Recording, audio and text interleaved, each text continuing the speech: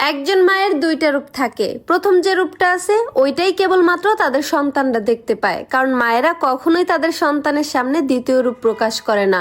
আর দ্বিতীয় যে রূপটা থাকে সেটা কেবলমাত্র ছেলের বউদের সামনেই প্রকাশ পায়। আমার জামাই আমারে ভালোবাসা খাওয়াই দিতেছে, এরকম একটা ছবি ফেসবুকে চাইলে আমিও পোস্ট করতে পারি, কিন্তু করি না। কি লিগা জানেন? কারণ ছবি পোস্ট করার 10 মিনিট পর আপনারা নজর লাগাই দিবেন, আর তার 10 মিনিট পর আমার মাথায় আগুন ধরে যাব, আর তার 10 মিনিট পর আমার জামাইয়ের সাথে আমার কাজে লেগে যাব, বুঝছেন?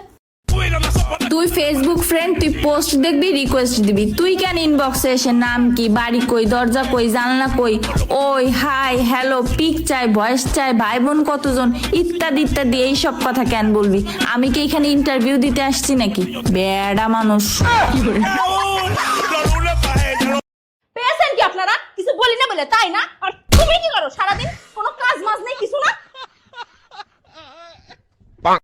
হে আম্মা, ভুল করে ফেলাইছি। চলেন চলেন বাড়িতে চলেন, ফিরে চলেন। কে বলে তো বাড়ি থেকে আইলাম?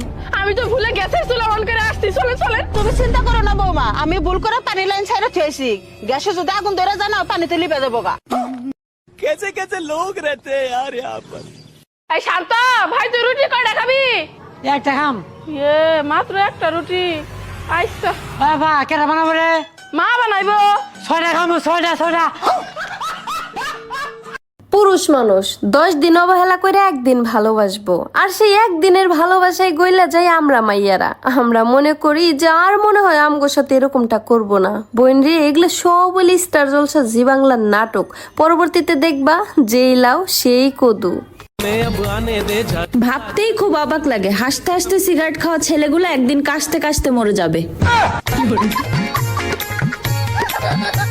একবার এক সাংবাদিক বিল গেটসকে প্রশ্ন করলো, আচ্ছা আপনি এত ধনী হলেন কিভাবে? তখন বিল গেটস উত্তর না দিয়ে তার পকেটে হাত দিয়ে একটা ব্ল্যাঙ্ক চেক বের করলো এবং সাংবাদিককে বলল, এটার মধ্যে তুমি তোমার ইচ্ছে মতন অ্যামাউন্ট বসিয়ে নাও। তখন সাংবাদিক বলল, না স্যার, আমি তো শুধু প্রশ্নের উত্তরটা জানতে চেয়েছি।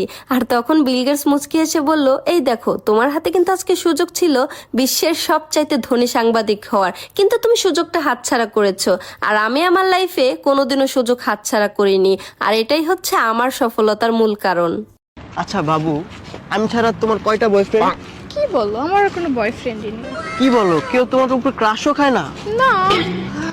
আল্লাহ, তুমি আমার কি দিলা? ওর উপরে কেউ ক্রাশই খায় না।